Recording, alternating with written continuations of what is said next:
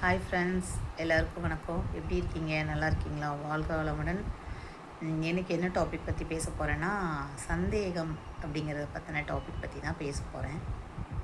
சந்தேகம் அப்படிங்கிறது ஒரு மனநோய், மனவியாதி அப்படின்னு தான் நம்ம சொல்லணும். பட் அது உண்மையான்றது நமக்கு தெரியல. மன ரீதியான பிரச்சனை தான் அதுன்னு சொல்லுவேன். இப்போது சந்தேகம் அப்படிங்கிறது எப்படி வரும் அப்படின்னா, அளவுக்கு அதிகமான பாசம் இருந்தாலும் வரும். இன்னொன்று, அவங்க வளர்ந்த விதம். ஒரு சில பிள்ளைங்கெல்லாம் அப்பா அம்மா சின்னதுலேருந்தே எப்போ பார்த்தாலும் டவுட் பட்டுக்கிட்டு சண்டை போட்டுக்கிட்டே இருப்பாங்க. அந்த மாதிரியான பேரண்ட்டுக்கிட்ட வளர்கிற குழந்தைங்க என்ன பண்ணும், பிறந்ததுலேருந்து அப்பா அம்மா அப்படியே சண்டை போடுறத பார்த்து பார்த்து வளர்ந்தது என்ன பண்ணும், அது மைண்ட் ஃபுல்லாக போயிட்டு பதிஞ்சிடும் அந்த குழந்தைங்களுக்கு. அப்போ என்ன ஆகுன்னா, அப்பா அம்மா எப்படி இருந்தாங்களோ அதே மாதிரியான மனநிலையில் தான் அதுவும் வளர்ந்து வந்திருக்கும். ஸோ அதுங்க மேரேஜ் லைஃப்னு போகிறப்ப அவங்களுக்கு வர ஒய்ஃபை பார்த்துட்டு டவுட் பட ஆரம்பிக்குங்க. இதெல்லாம் பெற்றோர்கள் நம்ம சின்னதுலேருந்தே இந்த விஷயங்களெல்லாம் நம்ம கரெக்ட் பண்ணிட்டு வந்தோம்னு வச்சுக்கோங்களேன், இந்த சந்தேகன்றது குழந்தைங்கள்கிட்ட வரவே வராது. ஃபஸ்ட்டு நம்பிக்கை, ட்ரஸ்ட்டுனா என்ன, நம்பிக்கைனா என்ன, ஏன் நம்பணும் அப்படிங்கிறத பற்றி குழந்தைங்களுக்கு விளக்கமாக சொல்லுங்கள். எந்த விஷயத்தையும் நம்பணும், நம்பிக்கை வேணும், ட்ரஸ்ட் வைக்கணும் அப்படிங்கிறதையும் கற்றுக் கொடுங்க குழந்தைங்களுக்கு.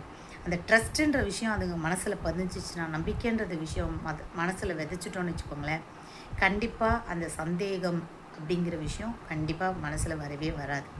அதை நம்ம சின்னதுலேருந்தே ட்ரெயின் அப் பண்ணணும் குழந்தைங்களுக்கு. ஹஸ்பண்ட் அண்ட் ஒய்ஃபாக இருந்தாலும் சரி, குழந்தைங்க முன்னாடி 2 பேரும் டவுட் பட்டுக்கிட்டு சண்டை போட்டுக்கிட்டு இருக்கிறது. அதே மாதிரி நிறைய குடும்பங்களை நான் பார்த்துருக்கேன். அம்மாக்கள் என்ன பண்ணுவாங்கன்னா, அப்பா கடைக்கு போவாங்கல்ல, அப்போ குழந்தைங்கள என்ன பண்ணுவாங்க, பைக்கில் நீயும் அப்பா கூட போயிட்டு வான்னு சொல்லி பெண் பிள்ளையாக இருக்கட்டும் ஆண் பிள்ளையாக இருக்கட்டும் ஏதோ ஒரு குழந்தைய எடுத்துகிட்டு என்ன பண்ணுவாங்க, கூட அமுச்சு விடுவாங்க. அப்போ என்ன பண்ணுவாங்க, பைக்கில் போயிட்டு அந்த பிள்ளைங்க வரும். அப்போ போகிற இடத்துல அப்பா யார்கிட்டையாவது கால் பண்ணி பேசியிருப்பாங்க, இல்லை கடையில் யாராவது ஒரு லேடியை பார்த்து கூட அவங்க பேசியிருப்பாங்க, அவங்க ஃப்ரெண்ட்ஸாக கூட இருக்கலாம். அப்போ என்ன பண்ணுங்க, இந்த குழந்தைங்க இதை அப்சர்வ் பண்ணிகிட்டே வருங்க. வீட்டுக்கு நைட்டு தூங்குறப்பையோ இல்லை அப்பா இல்லாத சமயமோ அப்போ அம்மா கேட்பாங்க, இந்த மாதிரி அப்பா கடைக்கு போனாரே, யார்கிட்டையும் ஃபோன் பண்ணாரா, பேசினாரா அப்படின்னு அந்த குழந்தைங்ககிட்டே கேட்குறது. அந்த குழந்தைங்களும் என்ன பண்ணோம், ஆமாம் அப்பா போகிறப்ப யாரோ ஒரு ஆன்ட்டிக்கிட்ட யார்கிட்டயோ ஃபோனில் பேசிகிட்டே போனாருன்னு சொல்கிறது. அதே மாதிரி அங்கே கடையில் போனால் அங்கேயே ஒரு ஆண்டி இருந்தாங்க, அந்த ஆண்டிக்கிட்ட அப்பா பேசிகிட்டு இருந்தார். இப்படியே என்ன பண்ணுறதுன்னா, குழந்தைங்கள சின்னதுலேருந்தே கெடுத்து குட்டிச்சவராக்கிடுறாங்க. இந்த மாதிரிலாம் தயவு செஞ்சு பேரண்டான நீங்கள் தயவு செஞ்சு அந்த மாதிரிலாம் பண்ணாதீங்க. குழந்தைங்களுக்கு அந்த சந்தேகன்ற விஷயம்லாம் பேரண்ட்டுக்கிட்ட இருந்தே வர்ற விஷயம். தயவு செஞ்சு அந்த மாதிரி குழந்தைங்களெல்லாம் இது பண்ணாதீங்க. ஒரு நம்பிக்கை வைங்க. ஒரு ஃபேமிலியில் ஹஸ்பண்ட் ஒய்ஃப் ஆகட்டும், பிள்ளைங்களாக இருக்கட்டும், எல்லோரும் நம்புங்க. அதே மாதிரி ஹஸ்பண்ட் என்ன பண்ணுறது, ஒய்ஃப் எங்கேயாவது குளிக்க போகிற நேரத்தில் எடுத்து அவங்க மொபைல் எடுத்து வாட்ச் பண்ணுறது, யார் கால் பண்ணியிருக்காங்க என்னன்னு சொல்லிட்டு அதை செக் பண்ணி பார்க்குறது. அதே மாதிரி ஹஸ்பண்ட் குளிக்கிற நேரமோ, வெளியில் போயிருக்கிற நேரமோ, மொபைல் சார்ஜரில் இருக்கிற நேரமோ அந்த நேரம் எடுத்து இவங்க வச்சு பார்க்குறது.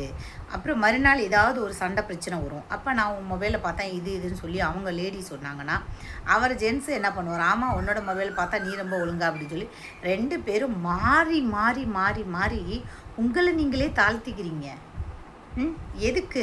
ட்ரஸ்ட் வைங்க, நம்பிக்கை கொடுங்க. ஹஸ்பண்ட் ஒய்ஃப்குள்ளே ஒரு நம்பிக்கை கொடுங்க.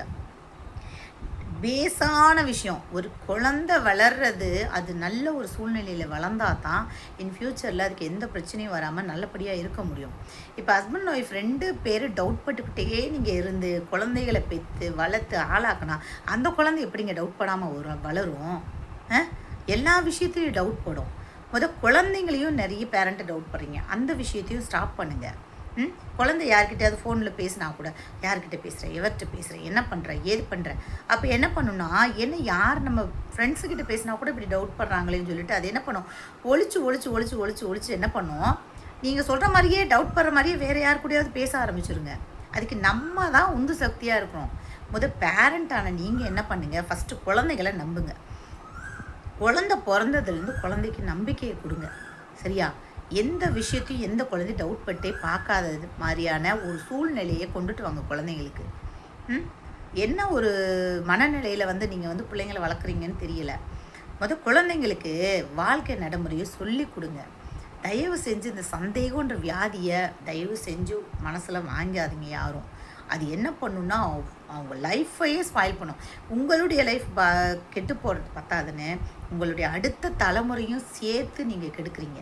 அப்போ என்ன பண்ணும், அப்பா அம்மா அப்படி சந்தேகப்படுற வீட்டில் இருக்கிற குழந்தைகள் வளர்கிறப்ப என்ன பண்ணும், அதை பார்த்து பார்த்து வளர்கிறப்ப அது மனசில் போய் ஆணியாக பதிஞ்சிடும் குழந்தைங்களுக்கு. என்ன பண்ணும், நாளைக்கு மேரேஜ் லைஃப்பில் அதை டவுட் பட்டுகிட்டே பார்க்கும்.